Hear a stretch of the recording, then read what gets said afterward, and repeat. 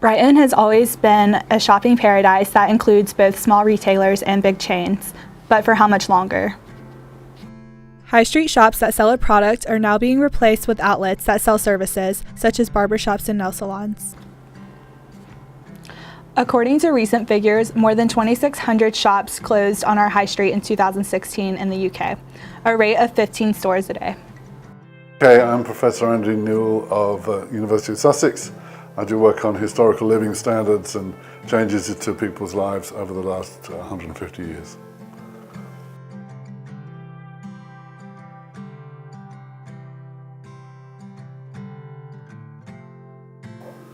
Okay, well the high street's always been changing, so it's changing again now with people going online to buy stuff.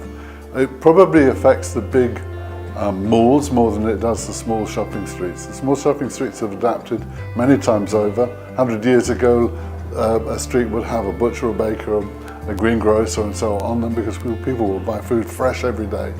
So they go to their local shops and get their hair cut or whatever, very, very locally.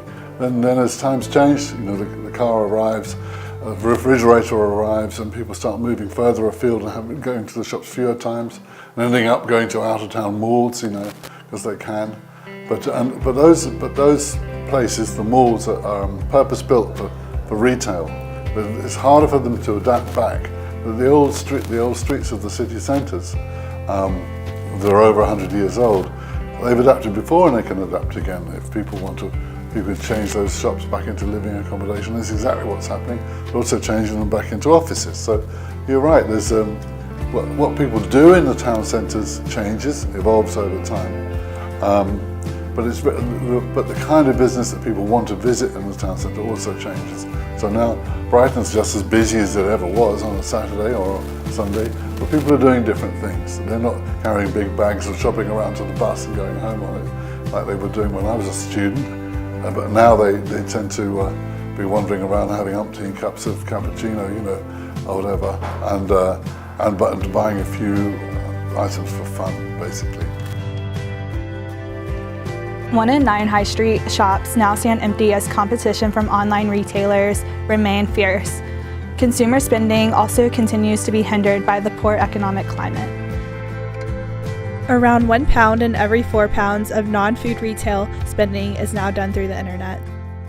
On Black Friday 2018, more people decided to shop online than they did in stores.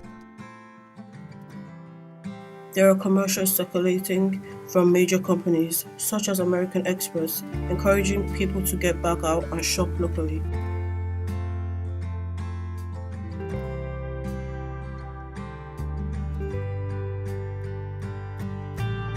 I'm kind of the other way around. I don't think it's demand-led, it's supply-led. So I think if you've got a really good offer online, you're not going to go anywhere else. I do. We wake up in the middle of the night sometimes and you start browsing. It's so easy and so convenient that of course people are going to do that. But if there's something really interesting to do in this high street, then you go there. I mean, I played in bands for God knows how many years, many years, and I wouldn't buy a guitar online. I just want to go and look at it, want to play it, want to feel it. So if the local shops, especially if they sell vintage stuff, which I like better, I'm going to be going there. I wouldn't buy that online because you might buy a piece of balsa wood, basically. So you need to get it in your hands, and so there's always that kind of thing. Those sorts of businesses are going to survive because people can't really use online to replace them. People are buying products online and going to town for services that can't be purchased on websites such as Amazon. About how, what people think of to use those places for is the most interesting thing. So it's when somebody has an idea, okay, we could do this here, like these little gyms that have appeared in the streets replacing shops.